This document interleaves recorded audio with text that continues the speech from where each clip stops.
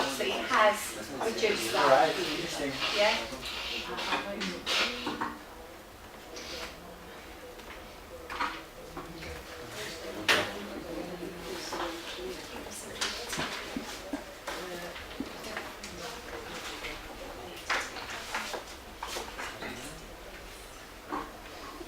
There are no questions or what? Is Microsoft a social enterprise?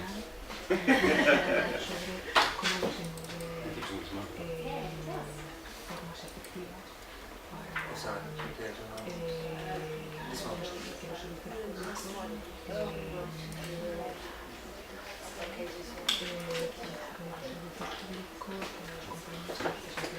Can I have a question, express a question to Michelle? He was very interested about the model, and I wanted to know if you find some differences between public procurements to, I don't know, enterprises for providing for social services and this kind of new model mutuals. And the second question, if you are paid as employee in this mutual, what's the difference? There are differences between the average salary of a public employer and an employer in this mutual. Yeah, absolutely. Let me take the first one first about procurement. There has been recently some EU changes in law around how things can be procured. So I think there's been a recognition that there's a real drive now to think about how we deliver services in a different way and how we can actually, in a sense, support small business to grow and develop, because that's what it is. And I think we need to think about it in terms of business. I think that part of the problem is we don't make that differential very easily. This is about business. You know, we need to be running it as a business, and that's very different to when you come from public sector, because they run in a different way. There's a whole machine that sits around you, isn't there? So I think there are changes around law and procurement, and I think that will help. I think one of the things, and actually the UK government has been very clear about trying to drive that. Again, Neil will have some clear examples of that because he's already done this, so I'm sure he'll be able to pick that up with you. When it comes to things like salaries, yeah, that's an interesting one, and one we're still debating. Because I think what we need to think about is actually, what can the business afford? How can it deliver the services? How do we ensure we keep, you know, high quality staff? So that's a challenge for any business, and we need to think about that carefully around how we develop that model going forward.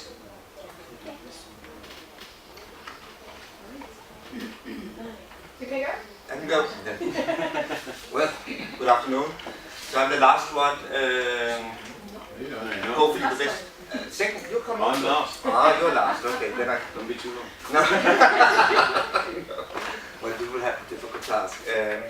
Well, thank you for inviting me here. We've heard a lot about, I'm sure you are well aware of all the things that's going on about social partnership. I won't go into that. The local actions plans are sort of a reference to that, so I think you already have been for a long time in the process of that. I think the point of part I will take is this new public governance that you talked about. I mean, this means that this marketization of public services is very much what is going on all over Europe, all over. So, and the impact it has on public service, I think, is that we have to think much more in terms of service delivery. And that is why I think service delivery is crucial. We've heard a lot about, you know, participations in terms of service delivery, co-creation, co-funding, all these things. So it's quite important that the service delivery is in its place. When we are talking about the public employment services in Denmark, they have changed. I come from the municipality of Copenhagen. We have a growth strategy like any other municipality. Part of that growth strategy is that we should focus much more on job creation as public employment services, and also that we should be a strategic recruitment partner. So there's a change going on in the services of the public employment services in Denmark. Before we provided counseling and guidance, and the model was basically we should sort of prepare people to go out and land the job themselves. Now it's much more in terms of recruitment. We should, and that also means in effect that we have to make ourselves a strategic recruitment partner. How do you do that? That means putting not only companies first, but also putting citizens first. And I will talk from the point of view of this model. I won't go into all details, you can have the PowerPoint if you want. I will talk for 2 seconds. I only have 15 minutes, so this will take. I will talk from the point of view of this. This is the organization.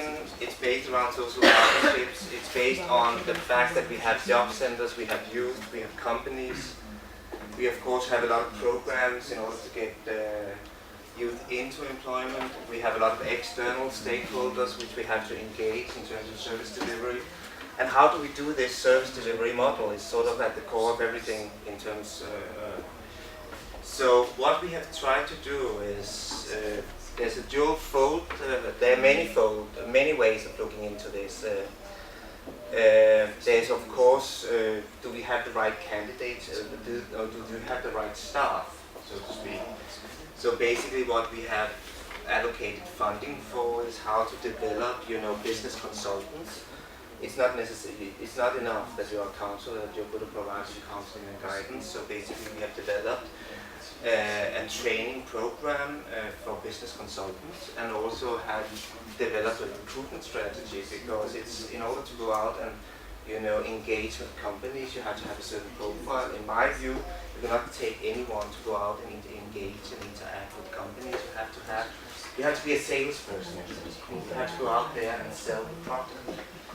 So, but it's not only a matter of what product should you sell. Initially, when we initially with the public employment services, the way you went out, basically you went out and you had a whole package of different supported initiatives that you could get employment with, subsidy, you had mentoring, you had perhaps different schemes for vulnerable people, for people who could not have full work capacity and things like that. And immediately when you enter the door, you present this whole scheme of things. You see employers saying, what do you want me to do with all this? Basically, if you look at it, what are companies interested in? They're interested in the bottom line. So how can you approach them? You have to meet them, you have to target them in a language they understand. So you have to talk business language. So basically you have to look at the challenges. What challenges are they faced with? What kind of strategies do they have? What is it that they actually want with that company? So this training course is built around the fact, of course, how do you approach companies, which are the good ways to approach them, but then also what should the dialogue be about? It should not be about recruitment.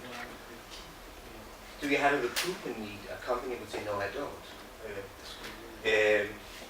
But if you start talking about, if you look at your company, if you were to look at your company right now, what are you faced with right now? What are your main challenges? What are your strategies? Do you want to be more export-oriented? Do you want to enlarge your market share? Do you have internal constraints? Do you have sufficient procedures in place? Do you have a human resource division? Or do you have a sufficient, organization? Do you have a sufficient organization in place? So basically, we did a training module where everybody was trained.